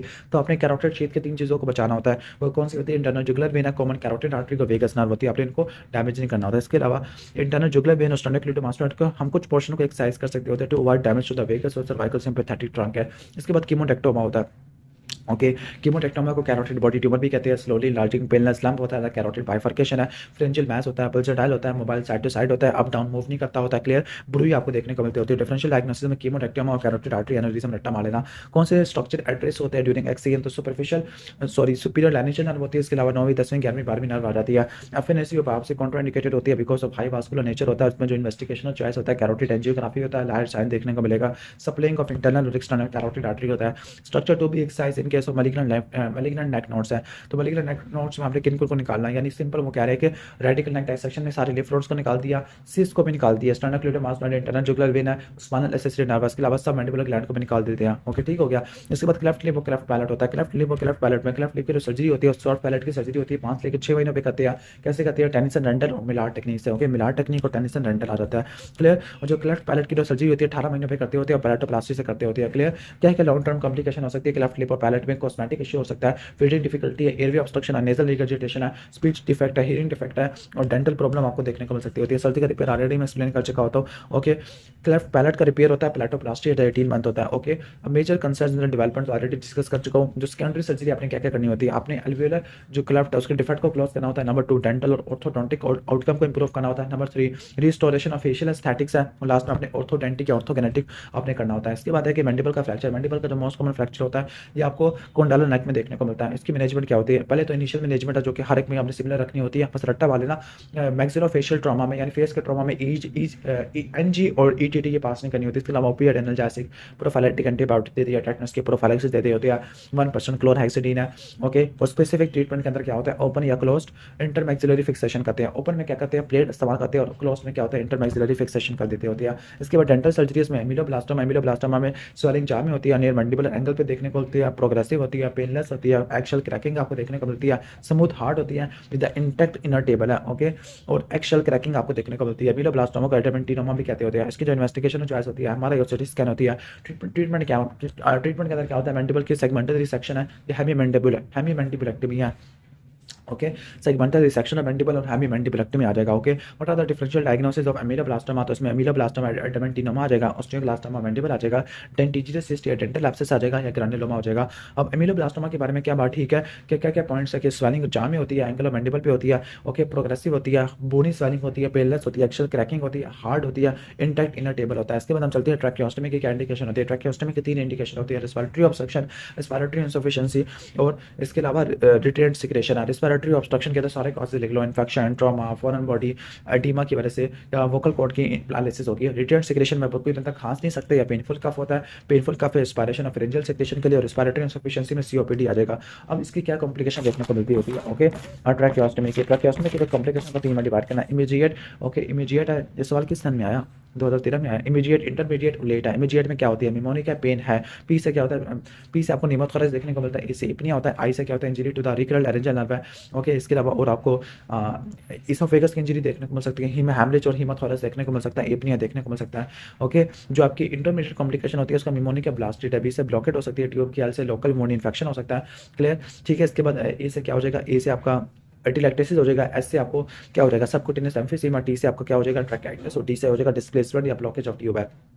जो लेट कॉम्प्लिकेशन होती है इसमें आपको सेकेंडरी हेमरेज होता है, लैरिंजियल या ट्रैकियल स्टेनोसिस देखने को मिलती है, ट्रैकियोएसोफेगल फिस्टुला, ट्रैकियोक्यूटेनियस फिस्टुला हो जाएगा, ट्रैकियोस्टोमी सकार और किलाइड वगैरह आपको देखने को मिलेगा। Steps of emergency tracheostomy. Emergency tracheostomy क्या होता है, पेशेंट को सुपाइन पोजीशन में लेटाना होता है, पिलो अंडर द शोल्डर ताकि नेक उसकी स्टैंड हो जाए, ओके, ठीक हो गया, पिलो अंडर द शोल्डर ताकि नेक उसकी स्टैंड हो जाए। नंबर 3 आपने वर्टिकल इंसिजन देना मिड लाइन में, स्ट्रैप मसल को आपने सेपरेट करना होता है, थायराइड के स्टिमस को आपने अपवर्ड डिस्प्लेस करना होता है, फिर आपने लिग्नोकेन का सॉल्यूशन डालना है ट्रैकिया के अंदर, फिर आपने क्या करना है, ट्रैकिया को हुक से फिक्स करना होता है, वर्टिकल इंसिजन 3rd 4th और second 3rd 4th tracheal ring में देते होते हैं, फिर आपने ट्रैकियोस्टोमी ट्यूब इंसर्ट कर दी, फिर आपने क्या किया, ओके, फिर स्किन के इंसिजन को आपने सुचर नहीं करना होता, फिर आपने गोस ड्रेसिंग कर दिया, ओके। इसके बाद सर्जिकल एनाटॉमी में चलते हैं। Artery supplying the thyroid gland है, ओके, तो superior thyroid artery, inferior thyroid artery और थायराइड ईमा आर्टरी होती है। Superior thyroid artery external carotid artery से आती है, इसके फर्स्ट एंटीरियर ब्रांच होती है। इंफीरियर थायराइड आर्टरी थायरोसर्वाइकल ट्रंक से आती होती है, और थायराइड ईमा आर्टरी है ब्रांच ऑफ एओर्टा या थायरोग्लोसल या ब्रेकोसेफलिक ट्रंक से आती है। इसके बाद thyroglossal duct fistula. Thyroglossal duct cyst में क्या होता है, स्मूथ फ्लक्चुएंट मिड लाइन स्वेलिंग होती है, ओके, ट्रांसल्यूमिनेंट होती है, मिड लाइन स्वेलिंग होती है, स्वेलिंग सॉल्विंग से और प्रोट्रियन से दोनों से मूव करती है, जबकि थायराइड ग्लैंड की जो स्वेलिंग होती है सॉल्विंग से मूव कर दी होती है। थायरोग्लोसल डक्ट सिस्ट होती है, फिस्टुला बनेगा, कब फिस्टुला बनेगा, जब डिस्चार्ज वगैरह आना शुरू हो गया। थायराइड स्कैन आपने जरूर कराना होता है बिफोर एक्सीजन, ओके, और अगर थायराइड मौजूद था तो आपने सारी जिंदगी के लिए उसको लिवोथायरॉक्सिन देना होता है। सर्जिकल मैनेजमेंट क्या होता है, सिस्ट ट्रंक ऑपरेशन है, जिसमें आपने थायरोग्लोसल सिस्ट को काटा, थायरोग्लोसल ट्रैक को काटा अप टू द फोराmen सिक्का, और अपने central part of hyoid bone को भी काट दिया। What are the ectopic sites of thyroid gland. Thyroid gland की एक्टोपिक साइड क्या होता है, एक्टोपिक लिंगुअल ग्लैंड होता है, इंट्रालिंगुअल ग्लैंड होता है। एक्टोपिक लिंगुअल, इंट्रालिंगुअल ये जबान के नीचे है, थायरोग्लोसल सिस्ट में देखने को मिल सकता है। एनॉमलीज ऑफ थायरोग्लोसल डक्ट है, सिस्ट हो सकता है, साइनस हो सकता है, फिस्टुला हो सकता है। What is struma ovarii. Struma ovarii क्या होता है, स्पेशलाइज्ड और मोनोटर्मल टेराटोमा होता है, जिसमें मैच्योर थायराइड टिश्यू देखने को मिलता है, बिनानी एलिगेंट होता है, हाइपोथायराइडिज्म करा देता होता है, क्लियर। इसके बाद गोइटर की क्लासिफिकेशन है। गोइटर क्या होता है, generalised enlargement of thyroid gland होता है, ओके। गोइटर के डिफरेंट टाइप होती है, सिंपल गोइटर होता है, ओके, टॉक्सिक गोइटर होता है, नियोप्लास्टिक होता है, क्लियर। जो सिंपल गोइटर होता है, ओके, यू थायराइड होता है, डिफ्यूज है, मल्टी नोडुलर या नोडुलर आ जाएगा। डिफ्यूज में आपका फिजियोलॉजिकल प्यूबर्टी या प्रेगनेंसी है, टॉक्सिक में आपका बन सके नोडुलर, डिफ्यूज और मल्टी नोडुलर है। नियोप्लास्टिक में बेनाइन और मैलिग्नेंट आ जाएगा, और इन्फ्लेमेशन में ऑटोइम्यून में हाशिमोटो है, ग्रैनुलोमेटस में डीक्यूर में थायराइडाइटिस आ जाएगा, फाइब्रोसिस में रीडल थायराइडाइटिस है। इन्फेक्शन के अंदर क्या होता है, बैक्टीरियल थायराइडाइटिस, वायरल थायराइडाइटिस आ जाएगा, clear. What are the investigation. कोई भी गोइटर हो या कोई भी थायराइड का केस हो, आपने क्या कराना, पहले टीएफटी कराना होता है, serum T, serum T3 T4 और थायराइड एंटीबॉडीज करा लेंगे। इमेजिंग के अंदर अल्ट्रासाउंड, सीटी स्कैन, एमआरआई करा लेते होते हैं, एक्सरे चेस्ट और थोरेसिक इनलेट करा लेते होते हैं, एफएनएसी करा लोगे, अल्ट्रासाउंड गाइडेड होता है, क्लियर। सीरम कैल्शियम लेवल और कार्सिनो एम्ब्रियोनिक एटिजन के लेवल करा लेते होते हैं। इसके बाद नेक्स्ट आगे चलते हैं हाइपरथायराइडिज्म, ओके। हाइपरथायराइडिज्म में ग्रेविस डिसीज है, ओके, ठीक हो गया। ग्रेविस डिजीज में फीमेल होता है, वेट लॉस होता है, गोइटर होता है, हीट इंटॉलरेंस होता है, डायरिया आपको देखने को मिलता है, हाइपर रिफ्लेक्सी आपको देखने को मिलता है, पेरिटिबियल मेसोटीम आपको देखने को मिलता होता है। ग्रेविस डिजीज का ट्रीटमेंट क्या होता है, एंटी थायराइड ड्रग आपने इस्तेमाल करनी है, लाइक प्रोपाइल थायोरेसिल, कार्बिमाजोल, मेथिमाजोल आ जाता होता है, पोटेशियम आयोडीन, बीटा ब्लॉकर आप इस्तेमाल करते हैं। सर्जरी के अंदर सबटोटल थायराइडेक्टमी है और रेडियोएक्टिव आयोडीन थेरेपी 35 साल से ऊपर वाले में करते होते हैं, क्लियर, ठीक हो गया। और मेन ट्रीटमेंट बस सबटोटल थायराइडेक्टमी रट्टा मार लेना, ओके, जिसमें 8 कदम थायराइड टिश्यू दोनों साइड पे बचा लेते होते हैं। इसके बाद थायराइड कैंसर वगैरह आ जाएगा, ओके, थायराइड कैंसर वगैरह पे आ जाते हैं, ओके। तो थायराइड कैंसर में आपने क्या करनी होती है, पेपिलरी या फोलिकुलर में टोटल थायराइडेक्टमी करनी है, रेडियो एब्लेशन करना होता है, लाइफ लॉन्ग थायरोसिन थेरेपी देनी होती है, फुल आप थायरोग्लोबुलिन और होल बॉडी थायराइड कैंसर करती है, रेडियो एक्टिव आयोडीन थेरेपी दे दोगे, सप्रेशन डोज या मेंटेनेंस डोज, सप्रेशन डोज या फिर रिप्लेसमेंट डोज आ जाएगी। Role of radio iodine in the follow up है, फॉलो अप में क्या रोल होता है, रेडियो एक्टिव आयोडीन ना किसी डिटेक्ट करती है और किसी रेजिडुअल हेमाटोस्टैटिक डिजीज को ठीक कर देती होती है, ओरली देती है, सर्कुलेशन में चली जाती है और ये कैंसर सेल पिकअप कर लेते हैं और एंट्री के बाद रेडिएशन प्रोड्यूस करती होती है। रिकरेंस को अवॉइड करने के लिए 200 माइक्रोग्राम और रिप्लेसमेंट के तौर पर आप 150 माइक्रोग्राम देते हैं। इसके बाद थायराइडेक्टमी के स्टेप्स क्या होते हैं, स्टेप्स ऑफ टोटल थायराइडेक्टमी, तो प्रिपरेशन करनी होती है। सबसे पहले पेशेंट को अपने यूथ थायराइड बनाना होता है। ओके, लाइक कार्बिमazole दे दोगे, प्रोपाइल थायरोसिल दे दोगे, आयोडीन दे दोगे, कार्बिमazole, प्रोपानोल, ग्लूकोज सोल्यूशन है जी दे दोगे, हेड को एलिवेट करोगे और इन्फॉर्म कंसर्न दे दोगे। स्टेप्स ऑफ ऑपरेशन क्या होते हैं, सब टोटल या टोटल थायराइडेक्टमी है। ओके, और कोचर कॉलर ट्रांसफर इंसिजन देते होते हैं, Kocher collar transverse incision horizontal neck incision देते हैं, अपर और लोअर फ्लैप्स को आपने रिमूव किया। ओके, स्ट्रैप मसल को काटा, स्ट्रैप मसल को आपने सेपरेट किया, थायराइड ग्लैंड से मतलब थायराइड वेन को आपने डिवाइड किया, फिर आपने क्या करना, थायराइड के अपर पोल को आपने मोबिलाइज करना होता है, फिर आपने सुपर थायराइड को डिवाइड किया और वेन को डिवाइड किया और आपने external branch of superior laryngeal nerve को आपने अवॉइड किया। इसके बाद रिकरल लाइनेजियल नर्व को आइडेंटिफाई किया और इन्फीरियर पैराथायराइड ग्लैंड को आपने आइडेंटिफाई करना होता है। ठीक हो गया। इन शॉर्ट कि आपने क्या करना होता है, सुपीरियर थायराइड आर्टरी को आपने लाइगेट करना है, ओके, ग्लैंड से नजदीक, और इन्फीरियर वाले को ग्लैंड से अभी आपने करना होता है। ठीक है, फिर आपने वुंड का अप्रोक्सीमेट कर देना है, स्किन को क्लोज कर देना, सब क्यूटिकुलर स्टिच है। इसके बाद डिफरेंट टाइप ऑफ थायराइडेक्टमी लिखी है हमें। थायराइडेक्टमी में क्या होता है, removal of one lobe with isthmus. Subtotal में क्या होता है, 8 ग्राम का थायराइड टिश्यू दोनों साइड पर बचा लेते हैं। टोटल के अंदर क्या होता है, 8 ग्राम का एक साइड पर बचा लेते हैं, लेकिन यहाँ पर तो 1 से लेकर 2 ग्राम का लिखा हुआ है टोटल थायराइडेक्टमी में।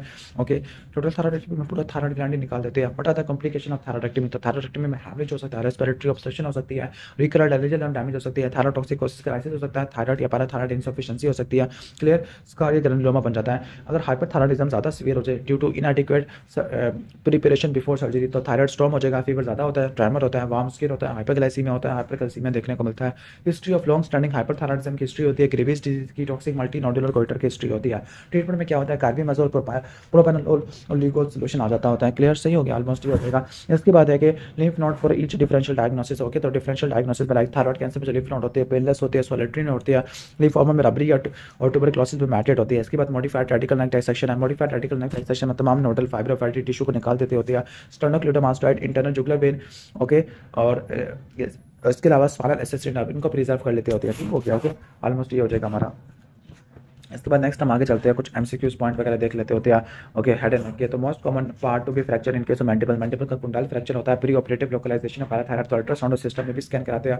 Origin of ectopic salivary gland, Stafne bone cyst हो जाती है। फिर treatment of mandibular gland stone anterior to the second molar, तो आपने क्या करनी होती है, like incision of gland duct है विदाउट क्लोयर। ओके, ग्लैंड की डक्ट को आपने ओपन नहीं करना होता अगर एंटीरियर है।